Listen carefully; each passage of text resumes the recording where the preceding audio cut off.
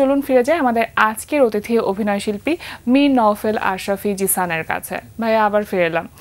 যে বিষয়টি নিয়ে কথা বলতে শুরু করেছিলাম প্রথমে, সেটা হচ্ছে গুলমোহর চরকিতে রিলিজ হয়েছে খুবই সম্প্রতি, এবং শ্রোতা দর্শকদের মধ্যে একরকমের আলাদা রকম একটা উত্তেজনা কাজ করছে এটা নিয়ে। সবকিছু মিলে কেমন ছিল গুলমোহরের কাজের অভিজ্ঞতা? চমৎকার অভিজ্ঞতা, কারণ যে পরিচালক এবং যে টিম আমরা কাজ করেছি ফিল্মওয়্যারের, এদের সাথে আমার আগেও কাজ হয়েছে। এত সৎ এবং পরিশ্রম দিয়ে তারা কাজটা করেন, সততা এবং পরিশ্রমের মাধ্যমে, সেই কাজটা করতে খুবই আনন্দ হয়। আর আমরা শুটিং কিন্তু অনেক আগেই শেষ করেছি। আচ্ছা, কতদিন আগে শুটিং করা হয়েছে? গত বছরও আমাদের শুটিং শেষ হয়ে গেছে। গত বছর শুটিং শেষ, এবছর রিলিজ হয়েছে। তো এই যে পুরনো কাজ যখন জমতে থাকে, যে রিলিজ হচ্ছে না, তখন কি একটু মন খারাপ হয়? হ্যাঁ, অবশ্যই। আমি খুবই অধীর আগ্রহে ছিলাম যে গুলমোহর কবে আসবে, কখন আসবে। তো ফাইনালি গুলমোহর নিয়ে একটা মানে আশাবাদী ছিলেন, মানে দর্শকদের মধ্যে কতখানি প্রত্যাশা জায়গাটা আসলে পূরণ হয়েছে কি, এই ব্যাপারটা আসলে কি কাজ করছে, আসলে কি হয়েছে, মানে যতখানি প্রত্যাশা ছিল তার কতটুকু আসলে পূরণ হয়েছে বলে মনে করছেন? যেহেতু শাওকি ভাইয়ের কাজ, আর ওর এর আগের দুটো কাজ, যে তাকদীর, কারাগার এবং এরপরে গুলমোহর, এই কাজগুলো সবাই খুব অপেক্ষা করে থাকে যে শাওকি ভাইয়ের নতুন কাজ আসছে, হ্যাঁ কি কেমন হলো। আর যেহেতু আমি এটার একটা অংশ অভিনয় করেছি, আমার কাছে এই জিনিসটা আরো আগ্রহের একটা কারণ ছিল। আর গুলমোহর আসার পরে যেটা হলো, যে গল্পটা শাওকি ভাইয়ের এর আগের গল্প, যে ধরনের গল্প বলেছেন উনি, একটু ক্রাইম, একটু থ্রিলার, এই ধরনের, এই গল্পটা একদম আলাদা। মানে এইটা ওনার কাছ থেকে আমরা একদম নতুন একটা গল্প পেয়েছি, একদম পরিবার কেন্দ্রিক একটা গল্প। আমরা তো চরকিতে দেখতে পাচ্ছি সেটা, কিন্তু তারপরও যারা দেখিন তাদেরকে যদি একটু ছোট্ট করে গল্পের প্রেক্ষাপটটা বলতেন, যে মূলত কি বিষয়কে কেন্দ্র করে পুরো গল্পটা আবর্তিত হয়? গল্পটা শুরু হয় হচ্ছে একটা প্রভাবশালী পরিবারের প্রধান ব্যক্তি ওনার মারা যাওয়ার পর থেকে। আচ্ছা। এরপরে ওই যে পরিবারের সদস্য যারা, মা, ভাই, বোন যারা আছে, তাদের মধ্যে সম্পত্তির একটা দ্বন্দ্ব শুরু হয়, কিন্তু এই দ্বন্দ্বটা এক পর্যায়ে ব্যক্তিগত দ্বন্দ্বে পরিণত হয়। তো এই পুরো যে জার্নিটা, এই জার্নিটাই হচ্ছে এই গল্পের মূল প্রেক্ষাপট। আর আরো কিছু গল্পের দিক আছে যেটা হচ্ছে দর্শক দেখতে গিয়ে নতুন করে আবিষ্কার করবেন, সেটা একটু সাসপেন্স থাক দর্শকদের দেখবার জন্য।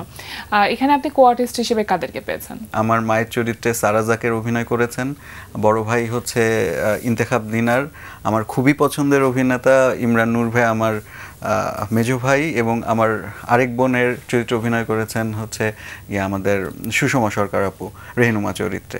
তো এইটা হচ্ছে পরিবার, এবং মেজো ভাইয়ের স্ত্রী আছে সারিকা, ও হচ্ছে শান্তা চরিত্রে অভিনয় করেছে। যারা দেখেছেন এখন পর্যন্ত তারা কি বলছেন? তারা খুবই পছন্দ করেছে যে দুই ভাইয়ের একটা দ্বন্দ্বাত্মক অবস্থান, যেটা রবি, মানে আমি যে চরিত্রে অভিনয় করেছি, এর সাথে রানা আমার মেজো ভাই, যে ইমরান নূর ভাইয়া যে চরিত্রে অভিনয় করেছে, এদের মধ্যে একটা দ্বন্দ্বের জায়গা আছে শেষ দিকে, সেটা সবাই খুব পছন্দ করেছে।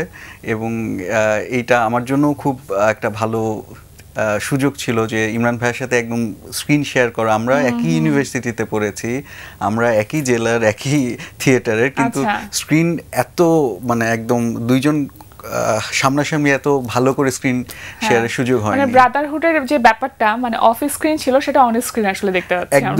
একদমই। এটা নির্মাতা হচ্ছে সৈয়দ আহমেদ শাওকি, ওনার সাথে এর আগেও আপনার কাজ হয়েছে, কিন্তু এই প্রজেক্টের সাথে, মানে গুলমোহরের সাথে আপনি আসলে কিভাবে ইনভলভ হলেন, বা যখন আপনার কাছে এসেছে গল্পটি, স্ক্রিপ্টটি, তখন কোন বিষয়টি দেখে আপনি রাজি হয়েছেন? শাওকি ভাই ছিল বলেই রাজি হয়েছেন? একদম সত্যি কথা, শাওকি ভাই বলছে, এটাই আমি খুশি।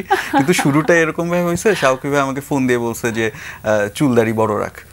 আচ্ছা, আমরা ক্যারেক্টারের প্রয়োজন, হ্যাঁ, তাও জানি না কেন বলছে, তাও জানি না, কিন্তু আমি ধরে নিছি যে ক্যারেক্টার। শাওকি ভাই যেহেতু বলেছেন, তার পেছনে একটা কারণ আছে। আমি প্রায় 7-8 মাস চুলদাড়ি বড় করলাম, আমি অপেক্ষা করছি যে এখনো ফোন আসলো না, গল্প তো হয়ে যাচ্ছে, কিন্তু ফোন কেন আসছে না, কাজ কি তাহলে হচ্ছে না, আচ্ছা আমারটা কি কেউ অন্য কেউ করে ফেললো কিনা, এইরকম চলছে। এর মধ্যে একদিন পিডিএফ স্ক্রিপ্ট আসে, তো বুঝলাম যে আচ্ছা ঠিক আছে, শুরু হয়ে গেল। পরে অফিসে গেলাম, কথা হলো। স্ক্রিপ্টটা তো নিঃসন্দেহে আপনি আগে পড়েছেন, বা আপনার চরিত্রটা সম্পর্কে আপনি জেনেছেন।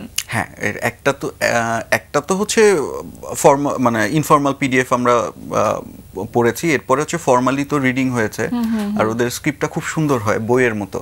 আচ্ছা, মানে আমরা যেরকম সাধারণ স্ক্রিপ্ট দেখি বাইন্ডিং, ওরকম না, একদম একটা বই, একটা উপন্যাসের মতো একটা ইয়ে হয়। ওই স্ক্রিপ্টটা যখন হাতে আসে তখন অন্যরকম ভালো লাগে। আসলে এটাই একটা আলাদা রকম ব্যাপার।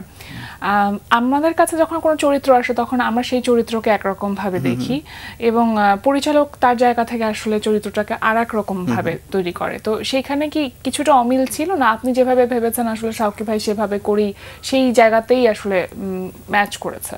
আচ্ছা, শাওকি ভাইয়ের সাথে যেহেতু এর আগে আমার কারাগারে, তারপরে চিয়ার্স, ইতি তোমারি ঢাকা, বা ফিল্মওয়্যারের অনিম ভাইয়ের সাথে, মানে ওরা একটা টিম, অনিম ভাইয়ের সাথে লাইট ক্যামেরা অবজেকশনে কাজ করার সুযোগ আমার হয়েছে। সেই ক্ষেত্রে আমি ওদের কাজের পদ্ধতিটার সাথে পরিচিত, যে আমার আসলে কিছুই করা লাগে না, বা একজন অভিনেতার আসলে খুব বেশি করার কিছু থাকে না, কারণ ওই গল্পের সাথে অভিনেতা কিভাবে যুক্ত হবে, তার প্রসেসটা কি হবে, সে চরিত্রটা কিভাবে তৈরি করবে, এটা আস্তে আস্তে ওরাই আপনাকে দিক নির্দেশনা মানে দিয়ে দেয়। ক্যারেক্টারাইজেশনটা আগে থেকে তৈরি করাই থাকে, আপনাকে জাস্ট ওই গাইডলাইনটা ফলো করতে হয়। না, তা ঠিক না, গল্পটার সাথে আগে হচ্ছে যুক্ত করে নেয়। এরপরে চরিত্রায়নটা হয় যে তার যে চিন্তা, সেইটার সাথে আমার কি চিন্তা, এই দুইটা চিন্তা হচ্ছে, হ্যাঁ, এটা আমরা মানে কথা বলি, আমি হয়তো অনেকগুলো বলি যে ভাই এইভাবে করা যায়, ওইভাবে করা যায় কিনা, সে না এটা যাবে না, এটা যাবে না, এইরকম করে একটা মানে ওই শেয়ারিংটা হয়, এই শেয়ারিংটা হয়, এবং এটা মানে একদম শেষ পর্যন্ত এই শেয়ারিংটা চলে, যে আচ্ছা এই মুভটা আমরা করতে পারি কিনা, বা এই লুকটা দিতে পারি কিনা, এইটা হয়। কিন্তু ওদের সব থেকে দারুণ দিকটা হচ্ছে যে আপনি কিভাবে গল্পের মধ্যে ঢুকে যাবেন, এই প্রজেক্টটার মধ্যে ঢুকে যাবেন, সেটা আপনি নিজে হয়তো টের পাবেন না, যে আপনি হয়তো বাইরে আছেন, মানে ইনভলভ হওয়ার ব্যাপারটা থাকে, তাই না? মানে টিম বন্ডিং এর উপরে ডিপেন্ড করে অনেকটা। এবং এখানে আরেকটা ব্যাপার আছে যে আপনার নির্মাতার সাথে, মানে যিনি আপনাকে ডিরেকশন দিচ্ছেন, তার সাথে আপনার কেমিস্ট্রিটা কেমন, এবং সেখানে মনে হয় শাওকি ভাইয়ের সাথে আপনার কেমিস্ট্রিটা দারুণ, মানে ডিরেক্টর এবং অ্যাক্টর। আমি তো এটা মনে করি শাওকি ভাই মনে নাও করতে পারে। আচ্ছা, এর আগেও তো শাওকি ভাইয়ের সাথে আপনি কাজ করেছেন, এবারে এক্সপেরিয়েন্সটা কি একটু ডিফারেন্ট ছিল না সেম? পুরো ফিল্মওয়্যার টিমের ইফোর্টের কথাটা যদি বলেন, হার্ড ওয়ার্কের কথা বলেন, বা হচ্ছে টিমের ইনভলভমেন্টের কথা বলেন, সেগুলো আগের থেকে আরো ভালো হয়েছে, এবং এইটাই ওদের একটা বিশেষত্ব, ওদের এইটাই বিশেষত্ব। এবার যেটা হয়েছে, এবার আমরা এই প্রজেক্টটা কিন্তু বেশ বড় একটা প্রজেক্ট, আমরা বিভিন্ন জায়গায় শ্যুট করেছি, এবং অভিনেতাদের সংখ্যাও অনেক বেশি, এবং কলেবরটা অনেক বেশি। কিন্তু এই যে এত বড় একটা আমরা কাজ করেছি, এই শুটিংয়ে গিয়ে আমার এমন কোনো অভিজ্ঞতা হয়নি, মনে হয়নি যে আমরা খুব কষ্ট করছি, মানে মনে হলো খুব তাড়াতাড়ি স্মুথলি শেষ হয়ে গেল, কাজ শেষ হয়ে গেছে। আচ্ছা, এবার একটু অন্যান্য যে ব্যস্ততা সেগুলো সম্পর্কে জানি, নতুন আর কি কি কাজ এখন করা হচ্ছে যেটা সামনে আসবে? আমি একটা বেসরকারি টিভির একটা সিরিয়ালে কাজ করছি, ওটা চলছে, আর এর মাঝখানে একটা চমৎকার প্রজেক্টে কাজ করার আমার সুযোগ হয়েছে। এটা একটা ইন্ডিপেন্ডেন্ট ফিল্ম। তো আমরা ইন্ডিপেন্ডেন্ট ফিল্ম বলতে, যে পরিচালক, যে লেখক, উনি ওনার ব্যক্তিগত অর্থায়নে কাজটা শুরু করেছেন, এরপরে গিয়ে এই কাজটা কোনো প্রযোজনা সংস্থা বা গভর্নমেন্টের কোনো অনুদানের সাথে যুক্ত হবে কিনা এটা আমরা এখনো নিশ্চিত না, কিন্তু আমরা কাজটা করে ফেলেছি। একজন শিল্পীর জন্য সবথেকে বড় সার্থকতা হচ্ছে যখন কোনো চরিত্রের নামে তাকে ডাকা হয়। এটা কি হয়েছে ব্লেড মিজানের ক্ষেত্রে? হ্যাঁ, ব্লেড মিজানের ক্ষেত্রে যেটা হয়েছে যে আমার মানে মানুষ একটু পরে টের পেয়েছে যে ওইটা আমি, ঠিক আছে, তো মানে চেহারাটা এমন ভাবে পাল্টে গেছিল, একদমই এটা যে আমি কাজ করেছি এটা অনেক পরে গিয়ে, আচ্ছা এটা তুমি ছিলা, এইটা একটা ইন্টারেস্টিং জিনিস হয়েছে, যে পরিচিত মানুষরাও একটু টের পেতে দেরি যে হলো, এইটা আমার কাছে মনে হলো এটা একদমই পরিচালক এবং তুরিন আপু, মানিক ভাই এদের সার্থকতা, যে তারা আমার চরিত্রটা এইভাবে উপস্থাপন করেছেন। যখন কোনো গল্প আসে আপনার কাছে বা স্ক্রিপ্ট আসে, আপনি কোন বিষয়গুলো দেখেন, মানে কাজ করবেন কি করবেন না, এই সিলেকশন প্রসেসটা কেমন থাকে আপনার ক্ষেত্রে? আমার গল্পে ওই চরিত্রটার অবস্থানটা কিরকম, এটা একটা গুরুত্বপূর্ণ দিক, যে ওর আসলে ও গল্পে কিভাবে সংযোজন করছে ওর চরিত্রটা, এটা একটা যেমন। আর একটা জিনিস ভালো লাগে কি, যে কোনো একটা নতুন কিছু যেটা আমি এর আগে কখনো করার সুযোগ পাইনি, ওইটা যদি কোনো চরিত্রে থাকে তাহলে আমি একটু বিশেষভাবে ওইটার প্রতি আকৃষ্ট হই। যেমনটি বলছিলেন আপনি যে নতুন কোনো কিছু, আপনার কাছে কি মনে হয় যে ওটিটি প্ল্যাটফর্মে কাজগুলো বা যে কন্টেন্টগুলো আমরা দেখছি সেটা তো একটু ভিন্ন রকম, যেটা হয়তো টেলিভিশন মিডিয়ার ক্ষেত্রে, মানে টেলিভিশন নাটকের ক্ষেত্রে বা ইউটিউবের ক্ষেত্রে আমরা দেখি না, তো সেই ক্ষেত্রে কি সেই কারণের জন্য কি আপনার ওটিটির প্রতি কাজের আগ্রহটা বেশি? যে কোনো মাধ্যমে কাজ করার আমার আগ্রহ আছে। আর পরিচালকরা যদি আমরা মনে করছে যে ওটিটির কাজে আমাকে বেশি ওনারা ডাকছেন বলে আমি করছি, আমার আগ্রহ সব নাটক সবকিছুতে আগ্রহ আছে। মানে প্ল্যাটফর্ম নিয়ে কোনো আমার কোনো বিশেষ কোনো চিন্তা নেই, আমি কাজ করতে পারলেই খুশি। কাজ করতে পারে, তারপরে একই রকম চরিত্র কখনো এরকম হচ্ছে যে সাধারণত এমন হয় না যে কোনো অভিনয় শিল্পী যখন একটি ক্যারেক্টারে ম্যাচ করে যায় তখন ওই একই চরিত্রের অফার তার কাছে কিন্তু বারবার আসতে থাকে। আমি জানি এটা আপনার ক্ষেত্রে হয়েছে কিনা। এটা আমার ক্ষেত্রে হয়েছে এবং এটা একটা মজার ঘটনা আছে। আমি একটা চমৎকার কাজ শেষ করার পরে, ওই কাজটা সবাই পছন্দ করার পরে ওর কাছাকাছি একটা চরিত্র আমার আরেকটা বড় কাজে আসছে। এখন আমি চিন্তা করছি না, এটা করা যাবে না, আগেরটায় ক্রিমিনাল ছিলাম, এবার আমি পুলিশ হব। একদম রিভার্স ক্যারেক্টার। আমার যে পরিচালক, আমি খুবই সৌভাগ্যবান, সে আমাকে ওই সুযোগটা দিয়েছেন, যে প্রযোজক ছিলেন ওনারাও ওই সুযোগটা দিয়েছেন যে আমি আমার চরিত্র বেছে নিতে পেরেছি, যে না এবার আগেরবার আমি ক্রিমিনাল ছিলাম, এবার আমি পুলিশ হব। মানে একবার যদি পজিটিভ ক্যারেক্টার হয় তার একবার নেগেটিভ ক্যারেক্টার, মানে এরকম করে সুইচ করে করে নিজেকে এক্সপ্লোর করা যায়। হ্যাঁ, কিন্তু ওই সিদ্ধান্তটা খুব একটা ভালো হয়নি, কারণ ওই অভিনয়টা ভালো হয়নি। আচ্ছা, কখনো যদি কোনো স্ক্রিপ্ট পছন্দ না হয় তাহলে যিনি আপনাকে অফার করেছেন তাকে আপনি মানা করেন কিভাবে, মানে নাটা করেন কিভাবে? কারণ একবার মানা করলে কিন্তু পরবর্তীতে কনসিকুয়েন্সেসটা এমন হয় যে পরবর্তী কাজের অফারগুলো আসে না সহজে। এইটা একটা কঠিন জিনিস। আর আমি সৌভাগ্যবান এই কারণে যে আমার কাছে যে কাজগুলো আসে, আমার পরিচিত যাদের সাথে কাজ হয়েছে, আমার বেশিরভাগ কাজ তাদের কাছ থেকেই আসে এবং তারা এক ধরনের আমাকে সুযোগ দেন যে ভালো চরিত্র, ভালো স্ক্রিপ্টে কাজ করার। তো না করার অপশনগুলো আমার জন্য কম। আর হচ্ছে কিছু ক্ষেত্রে না করাটা কঠিন হয়ে যায়, কারণ আমি যেভাবেই হোক না কেন বিষয়টা শেষ পর্যন্ত ব্যক্তিগতই হয়ে ওঠে, ব্যক্তিগত পর্যায়ে চলে যায় বিষয়টি। তো ওইটা একটু কঠিন কাজ, ওটাকে একটু সামলে নিতে হয়। আচ্ছা, এবার চলচ্চিত্র, নতুন চলচ্চিত্র আর কোনো কিছু আসবে কি পরিকল্পনা?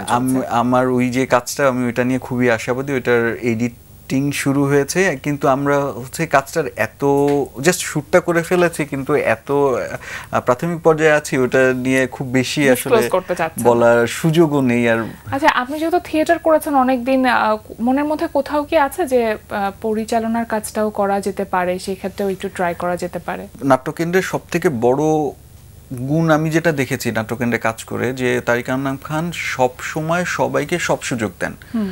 একটা প্রোডাকশন হলো, আমি এখানে অভিনয়ের সুযোগ পেলাম না, যেহেতু আরো ভালো অভিনেতারা ওখানে আছেন, অল্প কয়েকটা চরিত্র সেখানে বেস্ট যারা আছেন তারাই অভিনয়ের সুযোগ পেলো, আমি হয়তো পেলাম না। আমি তারিক ভাই আমাকে জিজ্ঞেস করলেন যে তুই কি করবি? আমি বললাম যে আমি পরিচালনা দেখব। তো উনি আমাকে বললো আচ্ছা তুই তাহলে সহকারী পরিচালক। তারিক আনাম খান উনি পরিচালক, আমি সহকারী পরিচালক, আমি সহকারী হতে পারি, ওনার পরিচালকটা উনি স্নেহবশত দিয়েছেন। কিন্তু ওই যে সুযোগটা কিন্তু আমাদের সবসময় ছিল, আমার গ্রুপেও ছিল এবং আমার ডিপার্টমেন্টেও। আমরা হচ্ছে আপনার শুধুমাত্র অভিনয় না, অনার্স পর্যন্ত পরিচালনার অনেকগুলো দিক আমরা, লাইট, আপনার কস্টিউম, মেকআপ, সেট সবকিছু আমরা সবকিছু জানতে হয়। হ্যাঁ, তো ওই প্রস্তুতিটা না হয়ে গেছে, কিন্তু পরিচালক হিসেবে নিজেকে দেখার ওই সাহসটা এখনো আমার নেই। আমি হয়তো কখনো না কখনো নিঃসন্দেহে। অনেক অনেক শুভকামনা রইল। আর আজকে আমাদের আয়োজনে এসেছেন, সময় দিয়েছেন, আপনাকে অসংখ্য ধন্যবাদ। আপনাকে অসংখ্য ধন্যবাদ আমাকে ডেকেছেন বলে। প্রিয় দর্শক, এতক্ষণ কথা হচ্ছিল অতিথির সঙ্গে, এবার সময় হলো বিদায় নেবার। আমাদের অনুষ্ঠান সম্পর্কে আপনার যে কোনো মতামত ও পরামর্শ জানাতে লিখুন এই ঠিকানায়।